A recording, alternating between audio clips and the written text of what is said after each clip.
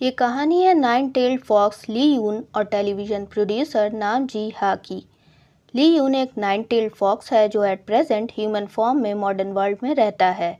ली यून सिटी में luxurious life spend करता है और वो अपने फर्स्ट लव ए यूम का रीबॉर्न होने का इंतज़ार कर रहा है। वो उसकी तलाश कई सालों से इस वर्ल्ड में कर रहा है। उसे ये भी नहीं मालूम कि दोबारा ए यूम किस रूप में रीबॉर्न होगी। क्या वो वुमेन है या मैन, और क्या वो जैसी पास में थी अब क्या वो दोबारा सिमिलर लुक्स के साथ रीबॉर्न होगी या नहीं। वेयर एस नाम जी हा टेलीविज़न प्रोड्यूसर है जो अनवीलिंग अर्बन लेजेंड्स नाम का टीवी प्रोग्राम ब्रॉडकास्ट करती है। वो अपने शो पर अनयूजुअल मिथ्स को प्रेजेंट करती है और ऐसे सब्जेक्ट्स को प्रेजेंट करने के लिए किसी भी हद तक जा सकती है। उसे इस बात पर पूरा यकीन होता है कि इस वर्ल्ड में और भी अदर वर्ल्ड की आइडेंटिटीज़ रहती हैं बिसाइड ह्यूमन बींग्स, जो अपनी असल पहचान छुपा कर रहते हैं।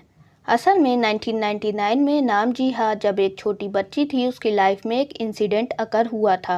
एट योगोगे जी हा अपने पेरेंट्स के साथ कार में सफ़र कर रही थी।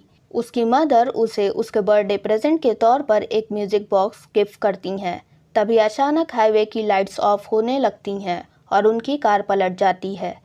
हादसे के बाद जब जी हा को होश आता है तो वो खुद को सही सलामत अपने पेरेंट्स के साथ घर पर पाती है। उसको लगता है कि उसने कोई बुरा ख्वाब देखा था, लेकिन कुछ देर बाद वो अपने पेरेंट्स के अनयूजुअल बिहेवियर को नोटिस करती है। न्यूज़ में बताया जा रहा होता है कि कुछ लोगों की आग लगने की वजह से जान चली गई थी और उसके पेरेंट्स ये सुनकर काफ़ी खुश हो रहे होते हैं।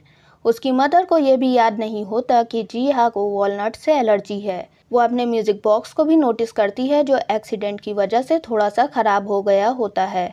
जी हा अपनी मदर को सीजर से स्टैब कर देती है और स्टेयर से ऊपर की तरफ रूम में जाकर छुप जाती है। उसके मदर फादर जी हा के पीछे जाते हैं और दरवाज़ा तोड़ने की कोशिश करते हैं। तभी वहाँ ली यून आ जाता है और जी हा की जान बचा लेता है। जी हा को वो इंसिडेंट आज तक याद है और उस हादसे के बाद वो अभी तक अपने पेरेंट्स की खोज कर रही होती है क्योंकि उस एक्सीडेंट में उसके पेरेंट्स की डेड बॉडीज नहीं मिली थीं। ली यून एक नाइन टेल्ड फॉक्स है जो 600 साल पहले एक माउंटेन रेंज का गार्जियन स्पिरिट था। वो वहाँ पर सब कुछ कंट्रोल कर सकता था इंक्लूडिंग द वेदर, और आज़ादी से रहता था। एक दिन उसकी मुलाकात लिटिल ह्यूमन गर्ल से होती है जिसका नाम ए यूम था। वो ये जानते हुए भी कि ली यून एक गोमियो है यानी नाइन टेल्ड फॉक्स है, उससे दोस्ती कर लेती है। दोनों एक साथ वक्त गुजारते हैं और फिर ए यूम भी बड़ी हो जाती है। ली यून को उससे मोहब्बत हो जाती है। उनकी लव स्टोरी ब्यूटीफुली स्टार्ट होती है लेकिन ट्रेजिकली एंड हो जाती है।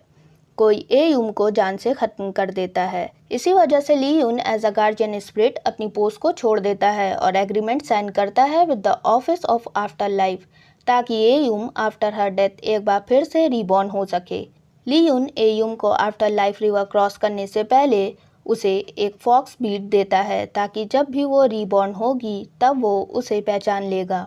तब से अब तक ली यून ए यूम के जैसे सेम फेसेस वाली तमाम पर्सनैलिटीज से मिला होता है, लेकिन उनमें से किसी के पास भी फॉक्स बीट नहीं मिलती। इवन इन 1999 में भी ली यून ने जब जी हा की जान बचाई होती है तब भी वो जी हा से पूछता है कि क्या वो ए यूम है, लेकिन लेटर ऑन उसे रियलाइज होता है कि वो भी उसकी फर्स्ट लव नहीं है। एंड नाउ एज एडल्ट जी हा एग्जैक्ट ए यूम की ही हमशक्ल है। आफ्टर सो मैनी ईयर्स अब ली यून 1000 ईयर्स ओल्ड गोमियो है और वो as a detective afterlife office के लिए काम करता है। वो उन गोमियोस को पनिश करता है जो ह्यूमन वर्ल्ड में ह्यूमंस को खा लेते हैं या स्पिरिट वर्ल्ड के प्रिंसिपल को फॉलो नहीं करते, और ऐसी स्पिरिट्स को भी हंट करता है जो इंसानों के नाइटमेयर्स पर जिंदा रहती हैं। अपने ऐसे ही एक मिशन के लिए वो एक फीमेल फॉक्स को हंट करने जाता है ऑन हर वेडिंग। वो उसको जान से ख़त्म कर देता है क्योंकि वो बीइंग अ फॉक्स एक ह्यूमन बीइंग से मैरी नहीं कर सकती है, एंड अब तक वो काफ़ी ह्यूमन बीइंग्स को भी ख़त्म कर चुकी होती है। ली यून लेटर ऑन वहाँ मौजूद सभी लोगों की मेमोरी इरेज कर देता है और सीसीटीवी फुटेज में भी कुछ कैप्चर नहीं हो पाता। वहाँ मौजूद लोगों को लगता है कि ब्राइड किसी और के साथ वहाँ से भाग गई है और बाद में सभी ये टेस्टिफाई भी करते हैं। जी हा भी कोइंसिडेंटली उसी वेडिंग हॉल में होती है और वो ली यून को वहाँ नोटिस करती है। तभी उसे पता लगता है कि एक वेडिंग सेरेमनी से ब्राइड भाग गई है और वो सीन को इन्वेस्टिगेट करने जाती है जहाँ उसे ब्राइड का वेडिंग गाउन मिलता है। जो एक जगह से फटा होता है। वो सोचती है कि ब्राइड अपना गाउन छोड़कर कैसे भाग सकती है और उसे उसके गाउन से रेड फॉक्स फर भी मिलता है। जी हाँ, फर को लेकर वेट शिंजो के पास जाती है, जो उसको बताता है कि ये फर रेड फॉक्स का है और ऐसे रेड फॉक्स अब सिटी में काफ़ी तादाद में पाए जाने लगे हैं। जी हाँ, ये सुनकर काफ़ी हैरान होती है। शिंजो को ली यून की रियल आइडेंटिटी एस गोंगयो के बारे में मालूम होता है, इसलिए वो अपनी तरफ से जी हाँ को कोई शक ना हो ये बहाना बना देता है। लेटर ऑन वो ये बात ली यून को भी बताता है। शिंजो भी एक फॉक्स है जो ह्यूमन फॉर्म में एज अ वेट की तरह इस वर्ल्ड में काम करता है। एट द ब्रॉडकास्टिंग स्टेशन जी हाँ को वेडिंग हॉल की सीसीटीवी फुटेज मिलती है, जिसमें ब्राइड को बाहर निकलते नहीं देखा गया बल्कि ली उनको देखा गया होता है विद द रेड अम्ब्रेला। ली उनका फेस रिवील नहीं हो पाता है क्योंकि वो अम्ब्रेला से कवर्ड होता है।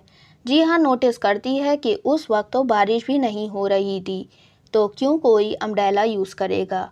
उसे ली यून का चेहरा याद आता है एट द वेडिंग हॉल और साथ ही उसको याद आता है कि उसने ली यून के पास ही ऐसा एम्ब्रॉयडर्ड रेड अम्ब्रेला देखा था। जी हाँ को उस पर शक होता है। वो ली यून की तस्वीरें पब्लिक प्लेसेस पर पोस्ट करवा देती है जो उसे सीसीटीवी फुटेज से मिली होती हैं। इसी वजह से वो अपनी तरफ अनवांटेड अटेंशन ग्रैब करती है।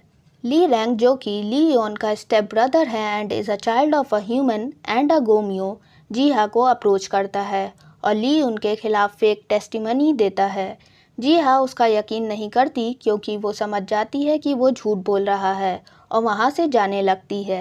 ली रैंग उसे यो गॉगे का नाम लेकर अपनी बातों में फंसाने की कोशिश करता है, जिसमें वो कामयाब भी हो जाता है। ली रैंग ली उनसे नफरत करता है क्योंकि उसे इस बात का ग्रज होता है कि ली यून ने एक मामूली सी ह्यूमन गर्ल की मोहब्बत में अपनी गार्ड की पोस्ट छोड़ दी थी और उसको भी अबैंडन कर दिया था। इसलिए वो ली यून को नुकसान पहुंचाने की हर मुमकिन कोशिश करता है। अपार्ट फ्रॉम दिस वो ह्यूमन वर्ल्ड में भी इंसानों को ट्रिक करता है by promising them to fulfil their worldly desires और उनकी मदद करने का दिखावा करता है, जिसके लिए उन लोगों को अपनी लाइफ में हैवी प्राइस पे करना पड़ता है। ली रैंग जी हाँ से बस स्टॉप आने को कहता है, जहाँ से यो गॉगे की बस मिलती है। जी हाँ बस स्टॉप अकेले पहुँचती है। वहाँ उसे एक हाई स्कूल स्टूडेंट मिलती है और उसके साथ ही एक ड्रंकन ओल्ड मैन भी। जी हाँ बस पर नहीं चढ़ पाती है क्योंकि वो उस ओल्ड मैन की मदद करने लगती है, लेकिन जब बस पास हो रही होती है तो वो ली उनको एक सीट पर नोटिस करती है। जी हाँ ओल्ड मैन की मदद करती है और उसको अपनी पीठ पर लाद कर उसकी बताई जगह तक छोड़ने जाती है। वो ओल्ड मैन उससे कहता है कि उसने जी हाँ का फेवर रिटर्न कर दिया है। जी हाँ फौरन उस बस का पीछा करने के लिए टैक्सी करती है। वो जब पीछे मुड़कर देखती है तो वो ओल्ड मैन गायब हो चुका होता है और उसकी जगह सिमिलर फेस का टोटेम मौजूद होता है। जी हाँ को मालूम चलता है कि उस बस का एक्सीडेंट हो चुका है जिसमें उसे सवार होना था और सारे पैसेंजर्स मर चुके हैं, बस वो हाई स्कूल स्टूडेंट ही अकेली सर्वाइवर है। जी हाँ डिटेक्टिव बेक को बताती है कि एक पैसेंजर गायब है विद रेड हेयर्स। वो बताती है कि उसने उस रेड हेयर पैसेंजर को पहले देखा था जब बस पास हो रही थी। हाई स्कूल स्टूडेंट को हॉस्पिटलाइज किया जाता है। जी हाँ उससे रेड हेयर पैसेंजर के बारे में पूछती है, जिस पर वो स्टूडेंट जी हाँ से कहती है कि वो उसे जान से मारने के लिए ज़रूर आएगा। जी हाँ एक बार फिर से ली उनको हॉस्पिटल में देखती है और उसे जाकर कन्फ्रंट करने की कोशिश करती है। जी हाँ ली उनको उसकी तस्वीर दिखाती है विद द अम्ब्रेला और साथ ही बताती है कि उसने लगभग 3 टाइम्स इन अ रो उसे अलग अलग जगह देखा है, from the wedding hall, at the bus and now in the hospital. वो ली यून से पूछती है कि ये सारी किलिंग्स के पीछे उसका ही हाथ है। ली यून उससे कहता है कि जी हाँ के पास इस बात को साबित करने के लिए कोई प्रूफ नहीं है। इसी दौरान जी हाँ ली उनके फिंगरप्रिंट्स ले लेती है ऑन हर लेदर बैग और ली उनसे माफ़ी मांगती है उस पर विदाउट प्रूफ इल्ज़ाम लगाने के लिए। जी हाँ हाई स्कूल स्टूडेंट को हॉस्पिटल से डिस्चार्ज करवा कर अपने घर ले जाती है और ली उनके लिए एक नोट छोड़कर हॉस्पिटल में जाती है।